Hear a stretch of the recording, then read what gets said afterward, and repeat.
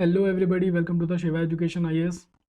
तो हमने पिछली वीडियो में डिस्कस किया था हाउ टू रीड लक्ष्मीकांत में कुछ उसके इंपॉर्टेंट चैप्टर्स और उनको किस सीक्वेंस में करना चाहिए सो दैट कि वो बुक हमारी जल्दी ख़त्म हो जाए और हम उसको अच्छे से रिकॉल भी कर पाएँ। Okay, that was the motive of our previous video. जिसने नहीं देखी they can look at it. वो जनरली जो फर्स्ट सेकंड रीडिंग में है उन्हीं के लिए इंपॉर्टेंट है, या फिर जो स्टार्ट कर रहे हैं लक्ष्मीकांत उनके लिए इंपॉर्टेंट थी first video. This video is important for those जिन्होंने एटलीस्ट 2-3 रीडिंग लक्ष्मीकांत की मार ली है and they are facing issues like कि आर्टिकल्स याद नहीं होते हैं, चीज़ें मिक्स हो जाती हैं, जैसे पार्लियामेंट, प्रेसिडेंट, प्राइम मिनिस्टर गड़बड़ हो जाता है, मेजोरिटीज़ गड़बड़ हो जाती हैं, 2/3, 1/3, I mean 2/3 simple majority, special majority, ये सारी चीज़ें मिस हो जाती हैं, कंफ्यूज हो जाते हैं, आर्टिकल्स नहीं याद रहते हैं। जिन लोगों की ये वाली प्रॉब्लम्स हैं, जिनको रिवीजन में बहुत ज़्यादा टाइम लग रहा है, तो उनके लिए मैं ये वाली वीडियो लेके आया हूँ। तो देखो, आर्टिकल्स की अगर हम बात करें सबसे पहले, तो articles they are very important not for the prelim, I mean they are important on many ways. One is, चाहे आप यूपीएससी दे रहे हो या फिर स्टेट पीसीएस दे रहे हो, दोनों के लिए इंपॉर्टेंट है। ओके, कई लोग कहेंगे कि स्टेट पीसीएस में ही पूछते हैं, वो तो स्टेट पीसीएस में तो देखो आर्टिकल्स पूछते ही पूछते हैं। तो अगर कोई स्टेट पीसीएस दे रहा है तो उसको आर्टिकल्स याद होने चाहिए। यूपीएससी में प्रीलिम्स और मेंस दोनों में ही आर्टिकल्स आते हैं, यस एक्चुअली आते हैं। सिर्फ कंसेप्चुअल पेपर नहीं होता है, वो फैक्चुअल भी होता है। अगर हम फॉर एग्जांपल की बात करें, 2020 या 2021 का पेपर प्रीलिम्स का अगर आप देखोगे तो उसमें एक क्वेश्चन आया था आर्टिकल 50 पे। ओके, आर्टिकल 50 पे क्वेश्चन आया था एग्जीक्यूटिव एंड जुडिशरी में, separation between executive and judiciary. Okay, that was the question of your option थे fundamental right, duty, DPSP etcetera. अगर किसी को ये आर्टिकल्स याद होते हैं तो वो इजीली मार सकता था डीपीएसपी, बट कई लोगों को नहीं आते क्योंकि वो फैक्चुअल डिटेल्स पे फोकस नहीं करते, कंसेप्चुअल पे फोकस करते हैं। ऑल तो उनके कंसेप्चुअल भी कई बार गलत हो जाते हैं, बट जोक्स अपार्ट, आर्टिकल्स जो लोग याद नहीं करते हैं तो ये इजी सा क्वेश्चन मिस आउट कर गए, तो ये हमें नहीं होने देना है। इसलिए हमें आर्टिकल्स याद करना है। अब हमें आर्टिकल्स याद करने के दो तरीके हैं। एक तो ये है कि कुछ लोग इंडेक्स के सामने ही लिख लेते हैं, जैसे ये लिख रखा है panchayati raj 73rd constitution amendment act article 243 से 243 O. Then municipality 74 constitution amendment act part 9 A election commission के लिए, यूपीएससी के लिए, state public service commission, finance commission etcetera etcetera. इस तरह से भी आप कर सकते हो, but I would not suggest कि this is a very nice idea. What I would suggest is कि यूज़ एवर नोट या फिर वन नोट, जो भी आपको सही लगता है आप यूज़ करें। उसमें बस एक कॉलम बनाएं, एक आर्टिकल का और एक इधर बॉडी फंक्शन जो भी है, ठीक है। इधर आर्टिकल लिखते चले जाओ, उसके सामने का लिखते चले जाओ। इससे होगा क्या कि एक जैसे आर्टिकल्स या फिर जो कंफ्यूजिंग आर्टिकल्स हैं वो आप आसपास रख के उस पर अच्छे से फोकस कर सकते हो। अगर कोई इंपॉर्टेंट आर्टिकल छूट गया, लेट से कॉन्स्टिट्यूशनल बॉडीज़ का आप बना रहे थे और आपने कोई आर्टिकल छोड़ रखा है मान लीजिए, तो आप वहाँ पे ऐड कर सकते हो। मान लीजिए यहाँ से हमने कॉन्स्टिट्यूशन बॉडीज़ का यहाँ तक के बनाया, तो you can add it again, okay, no issues in that. But अगर आप पेपर पेन पे लिखते हो तो आपको इशू रहेगा। तो दिस इज़ वन आइडिया। तो समराइजिंग दिस आर्टिकल थीम, आपको आर्टिकल्स याद करने हैं। फर्स्ट थिंग, आर्टिकल्स आप एवर नोट या वन नोट पे एक समराइज करके लिख लो। एक तरफ आर्टिकल्स और उनके फंक्शंस, मतलब क्या आर्टिकल है, कौन सी बॉडी है, या फिर कौन सा फंडामेंटल राइट है, कौन सा डीपीएसपी है, parliament, council of minister, budget, financial bills etcetera etcetera. कुछ कुछ इंपॉर्टेंट है, सुप्रीम कोर्ट वगैरह, ये सारे आप लिख लो। फर्दर आप ऐसे ही एक टेबल बना लो केसेस की, जजमेंट्स की, मिनर्वा मिल्स केस, केशव नंद भारती केस, उनमें क्या क्या इंपॉर्टेंट था। बेसिकली आप वो कहाँ पे यूज़ करना चाह रहे हो, तो आप मेंस में भी यूज़ कर सकते हो। जैसे Minerva mills case, national emergency पे कोई क्वेश्चन आया है and you did not right Minerva mills case, तो दिस क्वेश्चन इज इनकम्प्लीट। अगर आप कितना भी अच्छा कंटेंट लिखो, 4 में से अगर 10 मिलने थे तो आपको 3 या 3.5 ही मिलेगा, ठीक है, 4 पे नहीं आओगे अगर Minerva mills case national emergency में नहीं लिखा है। तो कहीं ना कहीं somewhere you have to mention, most of the time मैं बता रहा हूँ, obviously not 100% time, depending upon the question you have to use that, but more than 90% chances are there कि आपको कहीं ना कहीं लिखना पड़ेगा, क्योंकि इशूज, सजेशन ये सब लिखते हैं तो आपको मिनिमम स्किल्स, ऐसे जजमेंट्स लिखने ही पड़ेंगे। तो आप दो काम करेंगे, एक आर्टिकल्स के लिए और एक जजमेंट के लिए, ऐसे करके नोट्स बना लोगे। अब चलते हैं कि किसी चैप्टर को कैसे पढ़ना है जिससे कि हमारा वो चैप्टर जल्दी से रिवाइज हो जाए। ये मेरी बुक की ही PDF है, दिस इज नथिंग एक्स्ट्राऑर्डिनरी है। तो देखो, मैंने नेशनल इमरजेंसी चैप्टर को हम डिस्कस कर रहे हैं यहाँ पे, page number, I mean chapter number 16 5th edition. Okay, तो यहाँ पे अगर हम नेशनल इमरजेंसी की बात करें तो मैंने यहाँ पे बस इसको एक लाइन में यहाँ पे समराइज़ कर दिया। 1 महीने के अंदर उसको अप्रूवल चाहिए नेशनल इमरजेंसी को, 2/3 प्रेजेंट एंड वोटिंग से चाहिए, और more than 50% total strength of the legislative assembly के साथ चाहिए। 6 महीने में फिर से रिन्यूअल चाहिए, फिर 6 महीने में रिन्यूअल चाहिए, पर ऐसा ये कंटिन्यूसली चलता रहेगा इनफाइनाइट टाइम तक। इनफाइनाइट टाइम तक मतलब जब कि वो 10% वाली कंडीशन है वो फुलफिल होनी चाहिए, बट ये हम कंटिन्यूसली कर सकते हैं, there is no time limit. अब इस इतना लिखने से हमको फ़ायदा क्या हुआ है ये देखते हैं। यहाँ से नेशनल इमरजेंसी चालू थी, पार्लियामेंट्री अप्रूवल एंड ड्यूरेशन, हमें ये पढ़ने की ज़रूरत नहीं क्योंकि ये 1 मंथ वाला हमने कवर कर लिया। देन हमें इसकी कोई ज़रूरत नहीं है, अप्रूवल 6 मंथ, ये भी हमने कवर कर लिया, ये पैराग्राफ हमने कवर कर लिया, ये भी कोई ज़रूरत नहीं है। As long as the executive desired etcetera etcetera, special majority हमने ऑलरेडी मेंशन कर दिया, कोई ज़रूरत नहीं है। तो आप देख रहे हो आधा पन्ना पूरा का पूरा गायब हो गया, हमें नहीं पढ़ने की ज़रूरत है, जस्ट विद दिस लाइन। तो इस तरह से हम चीज़ों को समराइज़ करते हैं। प्लस आगे देखो, और देखो जैसे मिनर्वा मिल्स केस हमने इसको ब्लॉक में कर दिया, इससे हमें क्या होगा कि जब भी हम नेशनल इमरजेंसी का चैप्टर पढ़ेंगे ना, you have to recall everything, you have to try to recall, you don't have to read everything again and again line by line।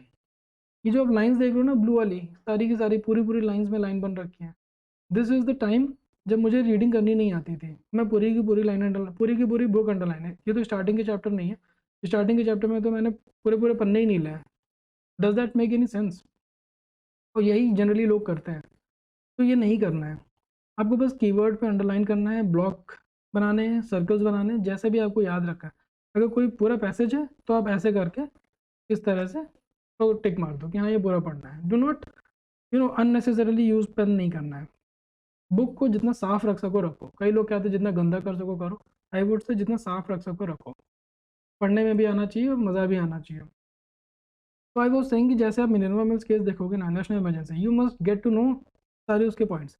National emergency challenge कर सकते थे on the ground of mala fide and irrelevant fact, तो यही 4 point आपको underline करने की भी ज़रूरत है, बस दैट्स इट, ये हो गया। देन जैसे ये सब चीज़ें ना, 44th अमेंडमेंट हो गया कि क्वेश्चन आ जाता है कई बार कि this provision was in the original constitution, या फिर it was later added, it was added later on. तो ये जैसे आप 44th 42nd ये सारी चीज़ों को आप अंडरलाइन या सर्किल कर लोगे तो आपको ये याद रहेगा कि ये प्रोविज़न बाद में आया था या फिर ओरिजिनली कॉन्स्टिट्यूशन में प्रेजेंट है। स्पीकर चेयरमैन वाले इशूज़, प्रेसिडेंट पार्लियामेंट वाले इशूज़, ये सारी चीज़ें आप मार्क कर लो। Okay, disapproval, continuation, inoperative after the 6 month after the emergencies has cease to operate, यहाँ पे टिक मार लिया। तो इस तरह से आपको चीज़ें करनी है सो दैट कि आपका रिवीजन में टाइम बहुत कम हो जाए। फाइनेंशियल प्रेजेंट, अब देखो आप यहाँ पे effect of the on the life of the Lok Sabha and the state assembly, इस पूरे को पढ़ने की बजाय सिर्फ इतना लिखना था, period of the Lok Sabha and the state assembly increases by 1 year till infinity, that's it. यही इम्पैक्ट है नेशनल इमरजेंसी का लोकसभा और स्टेट असेंबली की लाइफ पे। ठीक है, तो आपको इसको पढ़ने में आपको 3-4 मिनट लग जाते हैं, तो इसको पढ़ने में कितना मिनट लगा? हार्डली 15 सेकेंड्स, और ये चीज़ रिकॉल भी हो जाएगी। इसको पढ़ने के बाद रिकॉल भी ना होता, ये 4 बार पढ़ते हैं, रिवीजन ज़्यादा करना पड़ता, तब हमें जाके शायद ही याद आता। इस तरह से लिख लिया तो एकदम पिक्टोरियल मेमोरी में आ गया कि हाँ ऐसे ही होना है। तो आपको इस तरह से पढ़ना है। एक और एग्जांपल देता हूँ मैं, जैसे डिस्टिंक्शन बिटवीन आर्टिकल 358 एंड 359, ये भी बहुत कंफ्यूजिंग रहता था स्टार्टिंग में। तो मैंने, अब देखो इसमें यहाँ पे 7 पॉइंट है, 7 पॉइंट, तो इसको पढ़ने में आई डोंट थिंक कि किसी को बहुत कम टाइम लगने वाला था। इसको पढ़ने में कम से कम 10 मिनट तो जाने थे सबके।